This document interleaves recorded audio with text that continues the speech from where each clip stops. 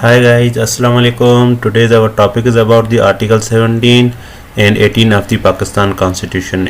Article 17 is about the freedom of association and Article 18 is about freedom of trade, business or profession. अगर आप इस channel के ऊपर नए हो तो so please don't forget to subscribe it, like it and share it with friends. Let us start with the Article 17 of the Pakistan Constitution. Article 17 clause first is about every citizen shall have the right to form association or union subject to any reasonable restriction imposed by the law in the interest of sovereign or integrity of the Pakistan, public order or morality. इसमें हमें ये बताता है कि every citizen shall have right to form association of or union. हर शहरी को यह हासिल है कि वो कोई भी यूनियन या एसोसिएशन बना सकता है subject to reasonable restriction imposed by the law in the interest of sovereign और इंटीग्रिटी ऑफ पाकिस्तान और पब्लिक ऑर्डर. इसका मतलब ये होता है कि मॉरलिटी के अगेंस्ट ना हो, इंटीग्रिटी ऑफ पाकिस्तान के अगेंस्ट ना हो और सॉवरेन के अगेंस्ट ना हो. बाकी आप हर लिहाज से एसोसिएशन बना सकते हैं, आप फ्री हो, फ्रीडम ऑफ एसोसिएशन इसी को ही कहते हैं.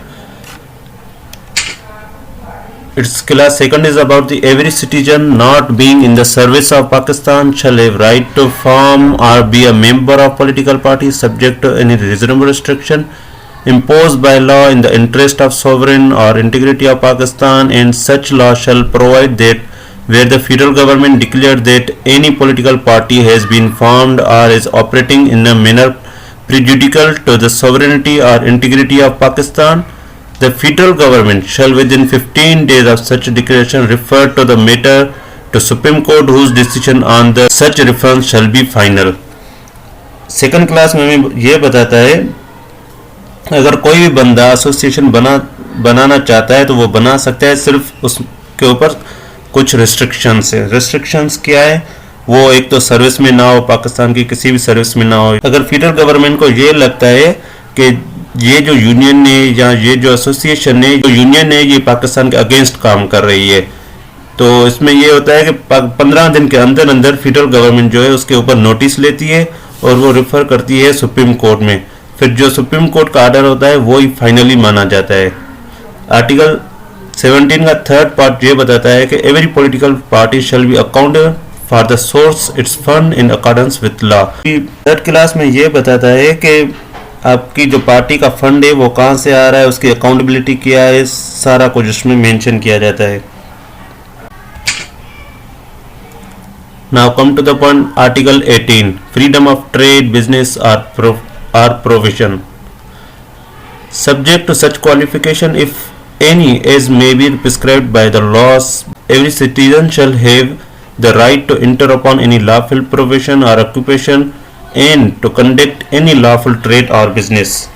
आर्टिकल 18 जो है वो हमें ट्रेड के हवाले से, बिजनेस के हवाले से बताता है. इसमें ये बताता है कि आप कहीं पे भी पाकिस्तान में कहीं भी ट्रेड कर सकते हो, बिजनेस कर सकते हो. इसमें कुछ एक्सेप्शंस दी गई है. इसमें एक्सेप्शंस क्या है?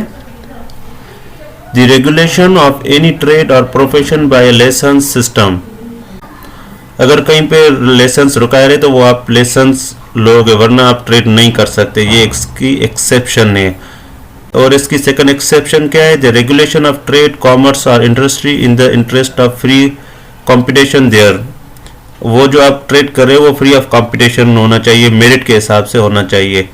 And it's third exception is the carrying by the federal government और द प्रोविंशियल गवर्नमेंट और by a corporation controlled by any such government of any trade, business, industry or service to the exclude complete or of other person.